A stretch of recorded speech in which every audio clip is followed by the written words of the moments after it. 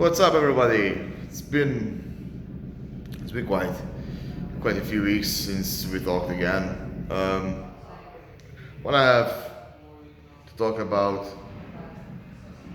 some things that are going on right now, rules, and update on my arm. So this is an update on my arm. Look, it's getting back again. This is the incisions. This is the forearm back in action. This is the bicep. I'm making huge gains. This is beginning of the 5th week after the surgery. So it's like 4 weeks ago I did the surgery. And I'm healing like Wolverine. Really like Wolverine. My arm is making huge progress. If I continue doing like that, I think in 6 months I will be back on the table, like in full strength, like I was prior my injury. That gives me the chills. Yeah, and see, no problems. The only issue I have is at the moment I cannot pronate and supinate that much because it hurts a bit until here and here. I don't have that full movement yet.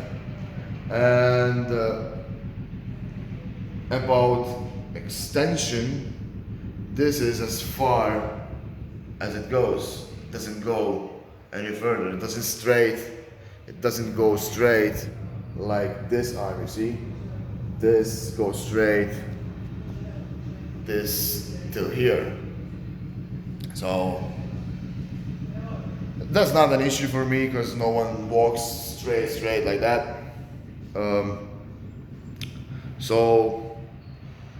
And I think it's gonna be good for arm wrestling that it's not that much straight. I think I will have that good hold there. I really miss arm wrestling. I really miss training.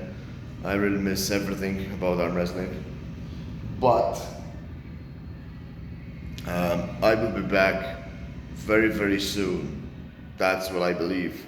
In about a week and a half, maximum 2 weeks, I will be training with weights now because I haven't trained with weights. I've been using the grippers because my fingers were without power. I couldn't open a bottle, but now I can because I was training the fingers with the grippers, with a very low gripper, and I was working this movement so I can work on the forearm. As before I started using the grippers and having some blood flow in my arm got shrunk really bad for me. I lost like 2 inches from my biceps. They were like 18 inches sharp before the injury. Last week I measured my bicep, it was 16 inches and the forearm was 17 before the injury, and last week I measured it was 16 and a half. This week, because I did a week training really good the blood flow. Yesterday I measured my bicep was 17, so I gained 1 inch, and the forearm is back to 17. And I'm very happy because I'm not using even weights and it's back towards normal. So that's what's given me the courage to continue doing what am I doing, because I know in a couple of weeks, couple of months I will be back banging on the table. You see there, it's literally back, guys. This has no bump in it. So yeah, I think that the best thing that happened to me in this sport, I think it's torn my bicep. But we will know. We will know when I get back on the table. I think it's slowly. Um, Till now, I'm just working isometrics, and thanks to you guys, the people's arm is coming back. So, rules. We heard a lot about rules this week, with the Devin and Levant thing going on, and the match between Matt Mask and Tim Bresnan. So I uploaded a post on Facebook and YouTube about the rules of the microfouls, and everybody was telling me, not everybody, but some of the people were telling me, hey, but you're speaking like this because you want Matt to win because he's your friend. No, it's not because Matt is my friend. It's because what happened about that match was Matt in it. It could have been any other athlete, not just Matt. If what happened to Matt would have happened to someone else, I would have spoken the same. Because I am planning to do the events, so I will be focused in every millimeter on every little thing that happens in every match, not for just Matt. What happened?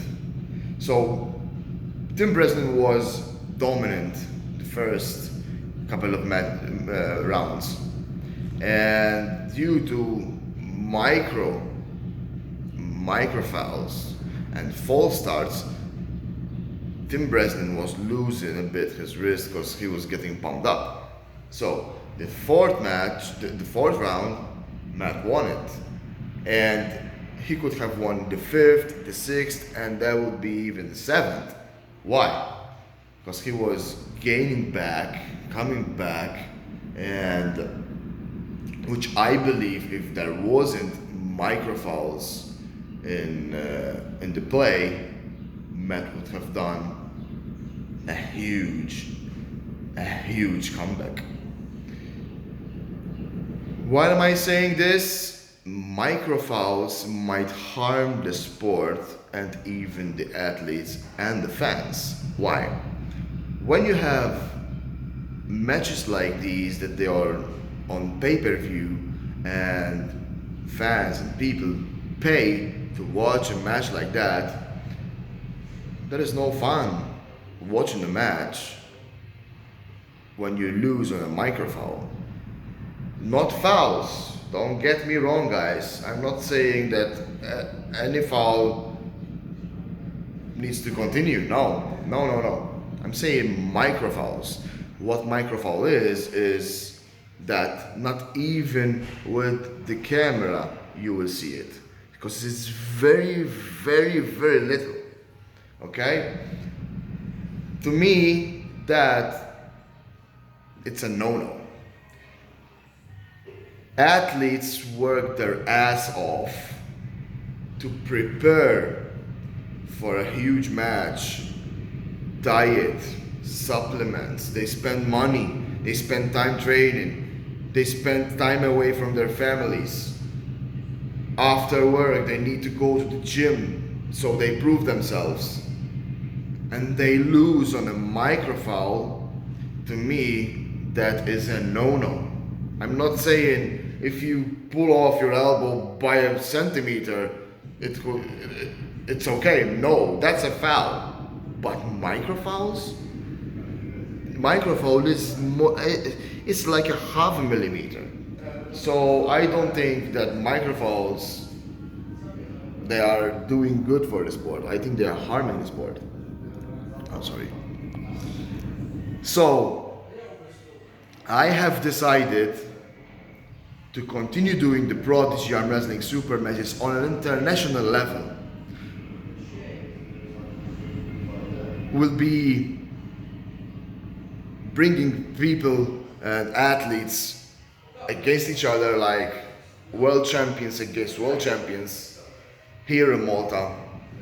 And yeah, I decided to continue doing that because I had a very, very good production in my event, and many people has approached me to continue doing it, and sponsors came along. That's why I decided to continue do it.